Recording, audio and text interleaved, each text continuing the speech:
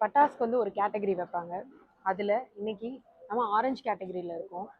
அவங்களோட முதல் ரெக்வஸ்ட் என்னன்னா, இதை ஒயிட் கேட்டகரி இல்லைன்னா கிரீன் கேட்டகரி அப்படின்றத கொண்டு வரணுன்றது அவங்களுடைய முதல் வாக்குறுதியாக இருந்தது. ரெண்டாவது பார்த்தீங்கன்னா, வர ஆஃபீஸர்ஸ் எல்லாருமே அவங்க வந்து ஒரு ட்ரைனிங்கே இல்லை அப்படின்றது ஒரு ஒரு பெரிய கோரிக்கையாகவே இருக்குது. ஏன்னா வர ஆஃபீஸர்ஸ்க்கு இந்த கெமிக்கல் தான் இந்த கெமிக்கல் அப்படின்னு வந்து தெரியணும். ஏன்னா 60க்கும் மேற்பட்ட கெமிக்கல்ஸ் வந்து நம்ம யூஸ் பண்ணுறோம் பட்டாசு தொழிற்சாலைகளில். அந்த கெமிக்கல் இதுதான் அப்படின்றது தெரியாமே நம்ம உள்ளே போய் ஒரு தெரியாமே வந்து அவங்கள வந்து ஹராஸ் பண்ணிடுறோம். ஸோ அவங்களுக்கான ஒரு ப்ராப்பர் ட்ரைனிங் வந்து கொடுக்கணும் அப்படின்றது அவங்களுடைய ரெண்டாவது கோரிக்கையாக இருந்தது. மூணாவது அப்படின்னு பார்த்தீங்கன்னா, அதாவது எந்த ஒரு விஷயம்னாலும் அப்பீல் சிஸ்டம் அப்படின்னு ஒன்று இருக்கும்.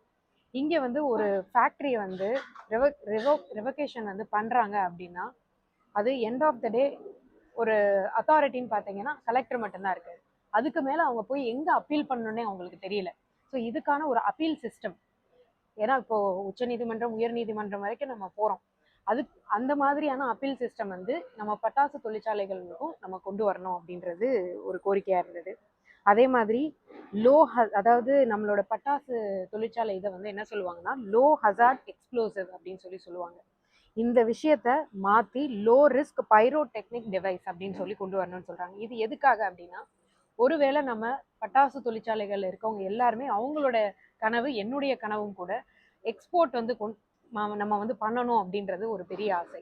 அது எக்ஸ்போர்ட் பண்ணணும் அப்படின்னா, இப்போ ஹசார்ட் எக்ஸ்ப்ளோசிவ் அப்படின்னு நீங்கள் யூஸ் பண்ணீங்கன்னா சைனாவில் இருக்க போர்ட்டில் இருக்க ஷிப் எல்லாமே ஏற்றுக்க மாட்டாங்க.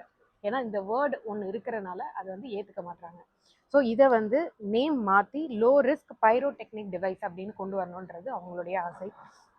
அதே மாதிரி சல்ஃபர் பேஸ்ட் டேர்ன் ஓவர் அப்படின்ற ஒரு விஷயம் வந்து இருக்குது. சல்ஃபர் பேஸ்ட் டேர்ன் ஓவர் அப்படின்னா, சல்ஃபர் இவ்வளோ எஸ்டிமேட் கொடுத்தாங்கன்னா அதுக்கு ஈக்குவலாக டேர்ன் ஓவரும் இருக்கணுன்றது ஒரு பெரிய ஒரு நம்பிக்கையற்ற ஒரு இது. ஏன் அப்படின்னா, ஒரு அவங்க வந்து டெஸ்டிங் பண்ணுவாங்க. ஃபார் எக்ஸாம்பிள் இவ்வளோ 100 ml எடுத்து ஒரு டெஸ்டிங் பண்ணுறாங்க அப்படின்னா, அப்போ அதுக்கும் வந்து டேர்ன் ஓவர் போடுறாங்க.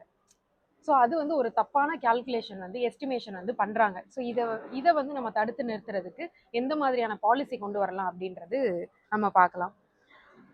Exports opportunity. So exports opportunity பற்றி பேசுகிறதுக்கு நான் இப்போ ரீசெண்டாக கொரியா போன இடத்துல அங்கே இருக்க நம்ம தூதகர்கிட்டையும் நம்ம வந்து பேசியிருந்தோம். அவர் சொன்னது என்னன்னா, கண்டிப்பாக, ஏன்னா கொரியாவில் வந்து வருஷத்தில் ஒரு முறை வந்து வானவேடிக்கை வந்து பண்ணுவாங்க, பெரிய லெவலில் பண்ணுவாங்க. அதில் வந்து இன்வால்மெண்ட் பண்ணணும், சிவகாசி எப்படியாவது இன்வால்மெண்ட் பண்ணணும்னு சொல்லி நான் அந்த ரெக்வஸ்ட்டை வச்சுருந்தேன்.